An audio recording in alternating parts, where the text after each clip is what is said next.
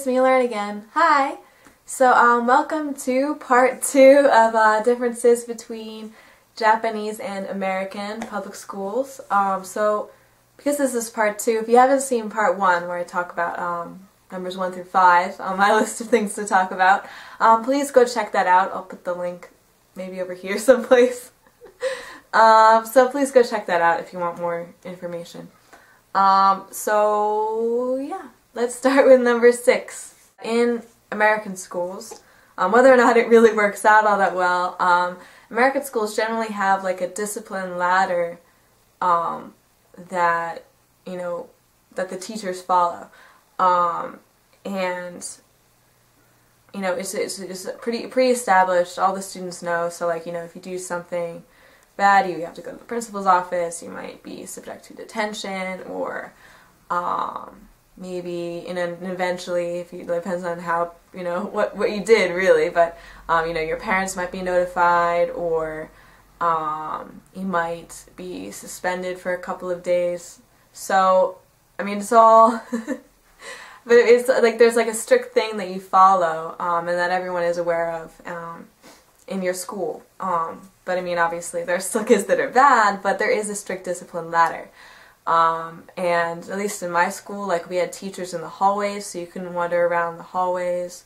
And just in general, like, teachers have power in the classroom.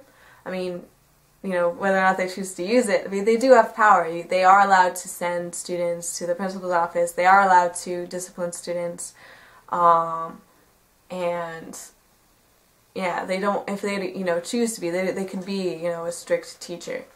And yeah, but that's completely different than it is in Japan. In Japan, it's like incredibly vague as to like what, you know, would happen to you if you do something wrong, and teachers have very, very little power.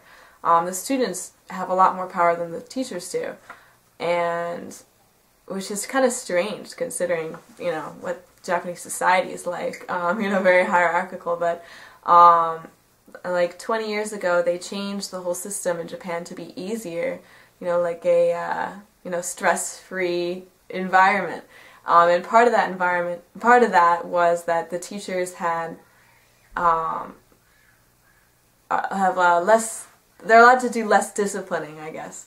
They're not allowed to do a whole lot of in terms of discipline. So if students are acting out, if students are fighting in the back of the classroom, if students are not really paying attention, the teacher can yell at them, but beyond that, they can't do anything. So if they're not going to listen to yelling, there's nothing you can do. And I mean, in my schools, even like really good schools, like the area I'm in now, like the schools are really good, the students are really good, but there are some bad students, and they can just wander around the teacher's room all day and not go to school if they want to, not go to class if they want to, and no one can do anything about it. Like, it's just weird. It's a really weird system. Number 7. So, at least in my school, maybe it's different in other schools, but in my school in the U.S., we could fail classes in junior high school and high school, but we could start failing classes in junior high school, and you know, if you failed enough classes, you could potentially be held back. But usually that was like the parents' decision, and I don't know anyone who was actually held back. But it was always kind of like a threat, and I mean, those grades do go with your school record, and so like, you know, it's possible that, you know, your college would be like, why did you totally fail everything in junior high school? Or certainly in high school, the colleges would look at that and be like, why did you fail everything your freshman year? So, I mean, it's definitely, you can definitely fail, and that's definitely an option.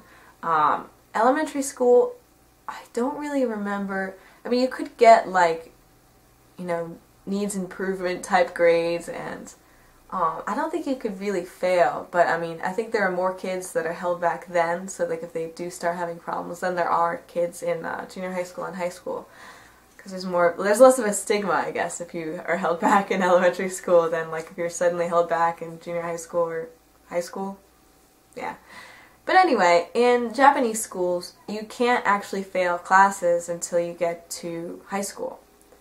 at all. So like there's like no consequence at all in junior high school for not doing your homework, for not studying for tests, and a lot of kids take advantage of that. A lot of kids. I just recently did a class where I, talked a little bit about like the differences between American school and Japanese school, but mostly just, like their class periods and how long the school day is and simple things like that. And they're like, wow! And I did talk a little bit about grades. So like, an A is, 100% to 90%, and B is, 89 to 80, and so on and so forth. And I said like failing is, 59% and below. And a lot of the students were like, what? What? I'm failing like all of my classes. and it's true. The average grades here are so much lower than, at least in junior high school, so much lower than the US. So much lower. Like the average grade in junior high school is probably a D. Whereas I think in the US, I mean, depending on what school it is, but the average is generally considered to be a C. So it's definitely a lot lower. And in my school, in my last city, which was a much lower level school, the average grade was probably an F.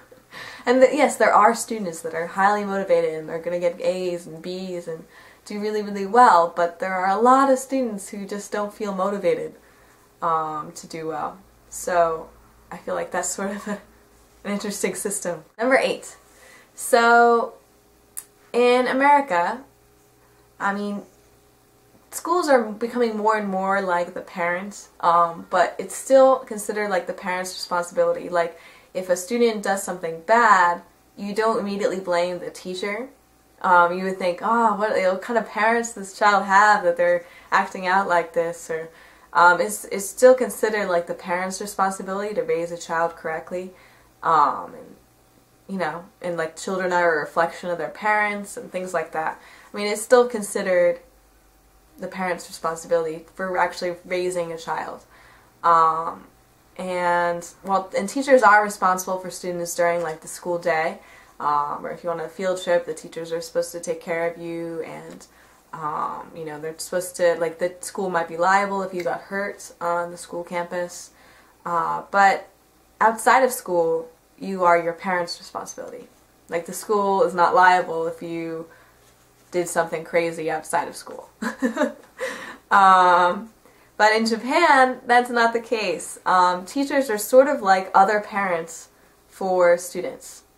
And in some cases, they are the only ones teaching students how to be proper adults. There are a lot of parents here, especially really young parents, that just don't really want to be parents. So, like, they're really uninvolved, very, very uninvolved.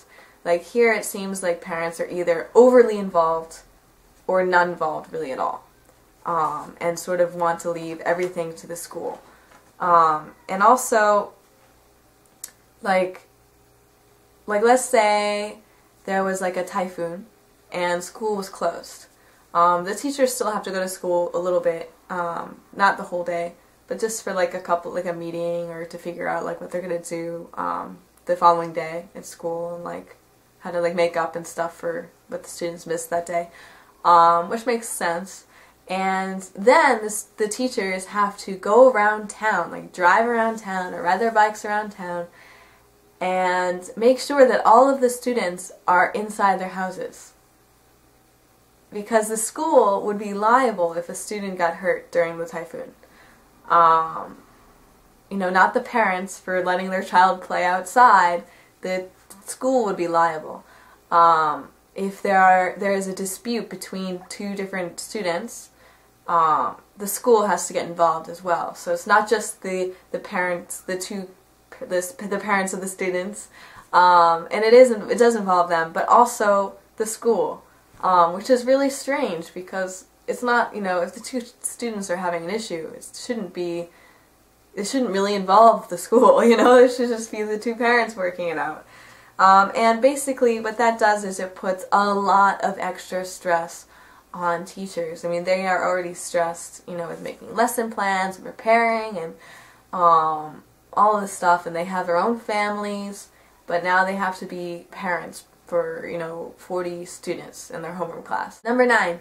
So I've discussed this like in other videos as well, but in American schools, the schools are heated generally, especially if it gets that cold in winter. And if the schools weren't heated, I think the parents would get pretty upset and complain to the school. But generally they're heated and warm. And the windows are double paned, and there's insulation in the walls, and the buildings are not really built to withstand earthquakes in most situations, but they are warmer. And in some newer schools, they even have air conditioning. They're built well, and they're built to keep students warm. In Japan, schools are extremely, extremely utilitarian.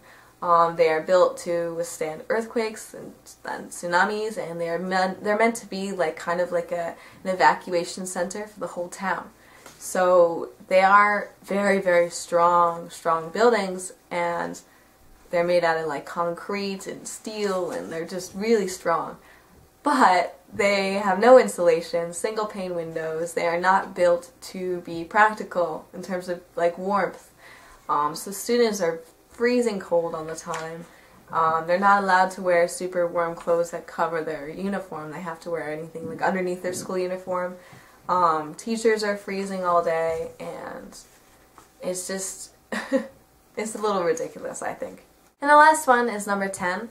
In America, like at least in my school, like we got a lot of homework from our teachers, and it was almost like it's like, did you, like we'd say to like our history teacher, like, did you talk to our English teacher about like what homework you were giving? Because we have like 2 essays due next week and like a test on Monday for science, and it's like they didn't communicate with how much homework they had. So we ended up like having like a ton of homework all the time, but it was a big part of your grade usually. Or like for me, like I'm not really that good in math. I probably would have had like a C or like a B- or C in math, maybe lower.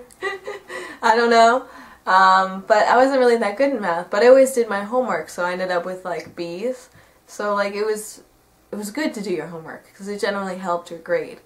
And like tests are like maybe once a month per class, where like once you finish a chapter in a book. And then, you have quizzes periodically, particularly like in language classes, like vocab quizzes. Yeah. But anyway, in Japan, there are tests all the time. All the time. Like, it feels like every week there's a test. And a big test. And it's crazy. Like, these kids are just all the time just studying for these tests. And the teachers do give out homework, but the homework is like, it doesn't really seem to impact grades, especially because like only, like half of the students, less than half of the students actually do it. The other half doesn't do anything. And the homework, I don't know, like for vocab tests, it's just writing the words over and over and over again. Or math, it's just doing the same things over and over and over again. And I guess a lot of homework is like that, but it's not really particularly interesting. And it doesn't really mean anything because doesn't really seem to be worth anything. But tests are at least bi-weekly, and then once every other month they have like a really, really big test where they don't really have classes for a couple of days, and they have like really big tests. So I don't know. I feel like they're almost over-testing these kids. But I mean, I understand at the same time they have to prepare them for their entrance exams into like junior high school and high school, but at the same time, like, I don't know, like, it's different. Like if you're only studying for tests, you're kind of studying to regurgitate that information on the tests, and then you quickly forget that information.